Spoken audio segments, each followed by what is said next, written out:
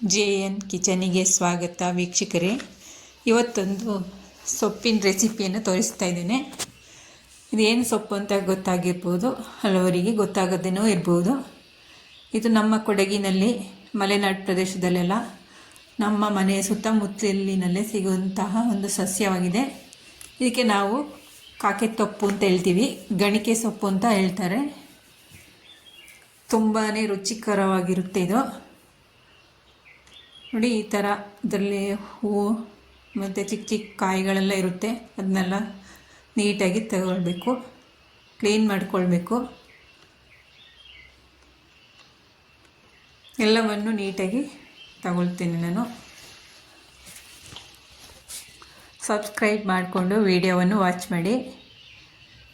ನಾನು ಹಾಕಿರುವಂತಹ ರೆಸಿಪಿ ಎಲ್ಲವೂ ಇಷ್ಟ ಆದರೆ ಲೈಕ್ ಮಾಡಿ, ನಿಮ್ಮ ಫ್ರೆಂಡ್ಸ್ ಫ್ಯಾಮಿಲಿಗೆಲ್ಲ ಶೇರ್ ಮಾಡಿ, ಸಪೋರ್ಟ್ ಮಾಡಿ. ನೋಡಿ, ಈ ಥರ ಕ್ಲೀನ್ ಮಾಡಾದ್ಮೇಲೆ ಈ ಥರ ಚಿಕ್ಕ ಚಿಕ್ಕದಾಗಿ ಕಟ್ ಮಾಡ್ಕೊಳ್ಬೇಕು.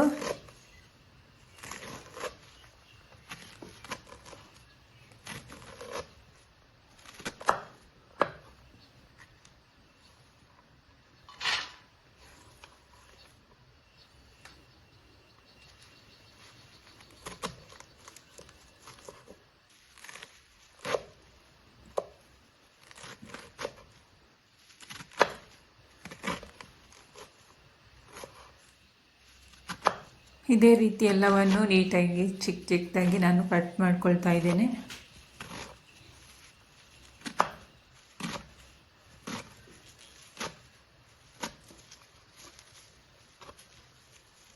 ನೀವು ಸಿಕ್ಕಿದರೆ ಈ ರೀತಿ ಒಮ್ಮೆ ರೆಸಿಪಿಯನ್ನು ಮಾಡಿ ನೋಡಿ.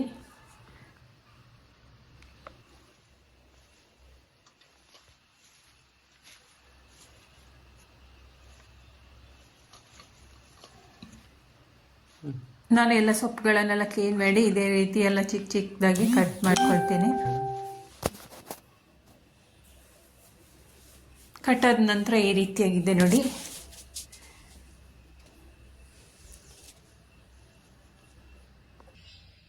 ಇವಾಗ ಒಂದು ಪಾತ್ರೆ ತಗೊಂಡು ಇದಕ್ಕೆಲ್ಲ ಸ್ವಲ್ಪ ಹಾಕ್ಕೊಂಡಿದ್ದೇನೆ ನಾನು. ನೀರು ಹಾಕ್ಬಿಟ್ಟು ನೀಟಾಗಿ ತೊಳಿಬೇಕು. ಒಂದು 2-3 ಸತಿ ತೊಳಿಬೇಕು. ಅದರಲ್ಲಿ ಸ್ವಲ್ಪ ಕೈ ಅಂಶ ಇರುತ್ತೆ.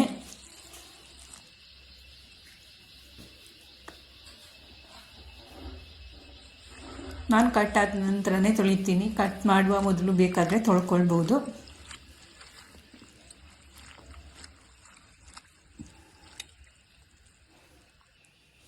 ತೊಳೆದಾದ ನಂತರ ಒಂದು ಕುಕ್ಕಿಂಗ್ ಪಾತ್ರೆ ಇಟ್ಟು ಇದಕ್ಕೆ ಒಂದು 5 ಚಮಚದಷ್ಟು ಎಣ್ಣೆಯನ್ನು, ಕುಕ್ಕಿಂಗ್ ಆಯಿಲನ್ನು ಸೇರಿಸ್ಕೊಳ್ತಾ ಇದ್ದೇನೆ.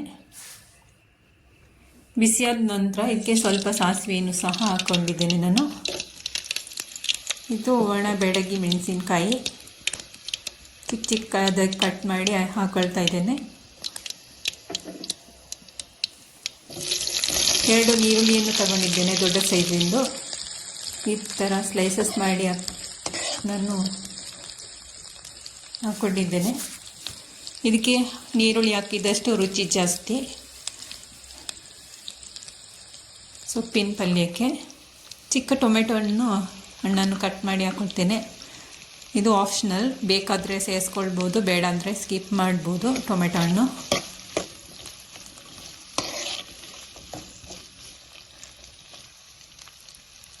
ಸ್ವಲ್ಪ ಎಣ್ಣೆಯಲ್ಲೇ ಫ್ರೈ ಮಾಡಬೇಕು. ನಂತರ ಸ್ವಲ್ಪ ಉಪ್ಪನ್ನು ಸಹ ಹಾಕ್ಕೊಂಡಿದ್ದೇನೆ, ಕಲ್ಲುಪ್ಪನ್ನು ನಾನು ಹಾಕ್ಕೊಂಡಿದ್ದೇನೆ.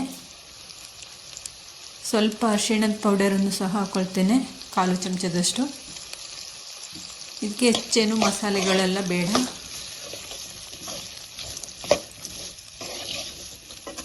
ಸ್ವೀಟ್ ಆ್ಯಂಡ್ ಸಿಂಪಲ್ಲಾಗಿ ಮಾಡ್ಬೋದು.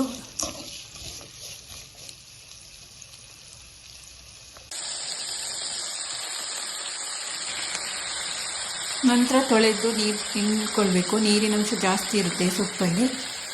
ಹಿಂಡ್ಕೊಂಡು ತೆಗೆದಿಟ್ಕೊಂಡಿರುವಂತಹ ಸೊಪ್ಪನ್ನು ಹಾಕ್ಕೊಳ್ತಾ ಇದ್ದೇನೆ ನಾನು.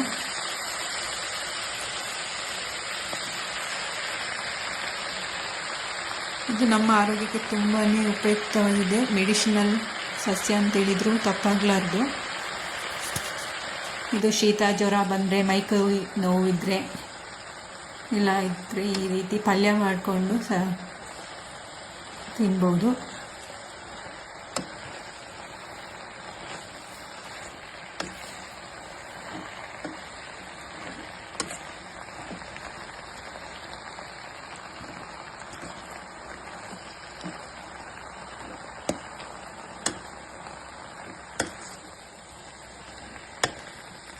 ಹೈ ಫ್ಲೇಮಲ್ಲೇ ಇಟ್ಟು ಬೇಯಿಸ್ಕೊಳ್ತೇನೆ ನಾನು.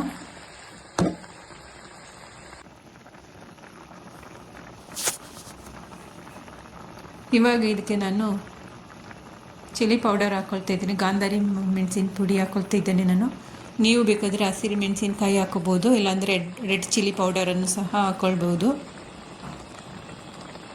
1/4 ಚಮಚದಷ್ಟು ಜೀರಿಗೆ ಪೌಡರನ್ನು ಸಹ ಹಾಕ್ಕೊಂಡಿದ್ದೇನೆ ನಾನು. ಎಲ್ಲವನ್ನು ನೀಟಾಗಿ ಮಿಕ್ಸ್ ಮಾಡಬೇಕು.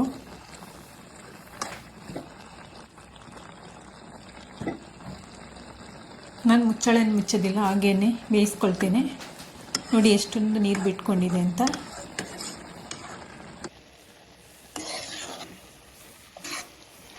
ನೀರೆಲ್ಲವೂ ಡ್ರೈ ಆಯಿತು ನೋಡಿ.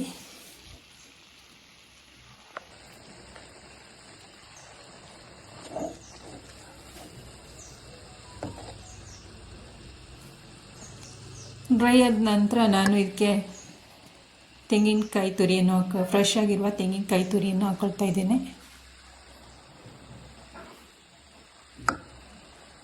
ತೆಂಗಿನಕಾಯಿ ಹಾಕೋದ್ರಿಂದ ರುಚಿ ಜಾಸ್ತಿನೇ ಇರುತ್ತೆ.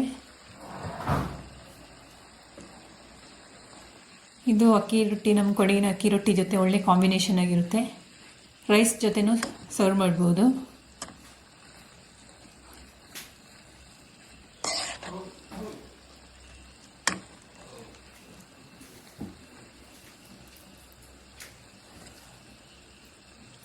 ಫೈನಲಿ ಈ ರೀತಿಯಾಗಿದೆ ನೋಡಿ ನಮ್ಮ ಸೊಪ್ಪಿನ ಪಲ್ಯ, ಗಣಿಕೆ ಸೊಪ್ಪಿನ ಪಲ್ಯ.